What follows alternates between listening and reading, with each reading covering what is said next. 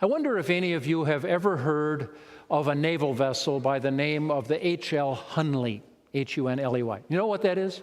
Raise your hand if you know about the craft named the Hunley. Well, only just one or two of you. It's one of the most amazing boats that was ever made, and it was built in 1863 and 1864 during the middle of the Civil War, and it's the first ever military submarine. Maybe now you remember reading about it. The Hunley was actually built at a shipyard in Mobile Bay, but because the Yankees had blockaded Mobile Bay, it was shipped overland to try to break the siege of Charleston, the blockade of Charleston.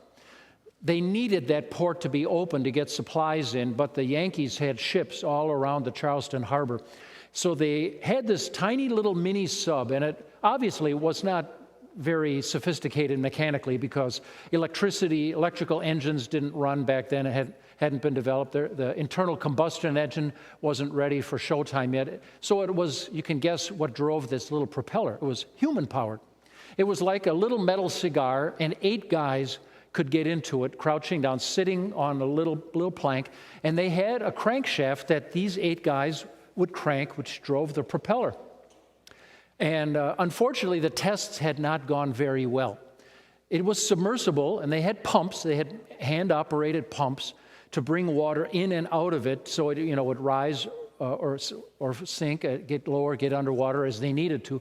They were pretty good about getting the water in order to make it sink below sea level. What they weren't so good at was getting the water pumped out to get it back up. And the 2 trial runs of the Hunley did not do well.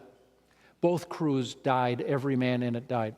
But so desperate was the Confederacy, and so extreme was their desperation to break that blockade, they, without any trouble at all, got a 3rd crew together. And on the night of February 17th, 1864, they slipped that thing in the water under cover of darkness in Charleston Harbor, and it slowly paddled out. And when they got near a wooden-hulled Union ship called the Housatonic, they submerged and then made the final approach underwater. Now, they didn't have torpedo tubes the way submarines do today, but they did have torpedoes, which were, the original torpedoes were bombs with a delayed fuse, and the prow of the Hunley was rigged with a sharp hook, a ribbed hook, where they mounted this torpedo on it and essentially drove the little submarine right into the hull of the Housatonic, 17,000-ton ship, I forget, I don't remember this exact size of it. It was a plenty big boat, though. It was a blockading warship. I just can't remember the tonnage. Sorry. If you're so smart, you go look it up. Some of you tell me. It was big, though. It was like 50 times bigger than this little craft that had slipped in. And they made it. They slipped in undetected, drove that hook right into the wooden hull, and then were able to back away from it. They set the fuse, and ideally you want to get about 2 football fields away because that was a big charge. And sure enough, the charge went off, blew a huge hole in the hull of the Housatonic below the waterline, and it immediately began taking on water, started to list to one side. The panicked soldiers are screaming, climbing up in the rigging of the sails above it, and it slowly sank into Charleston Harbor. However, so did the Hunley. And no one to this day knows for sure what killed him. The 8-man crew was lost completely. Ironically, it was found just a few years ago, on April 8th, I believe, in 2000, the wreck of the Hunley was discovered and was lifted back up. And the 8 bodies were still in there. They were carefully removed through the hatch and were given full military funeral with honors. They were, after all, the last of the soldiers in the Civil War to be buried. And they, of course, the people of the South had great affection for these brave men, all of whom lost their lives.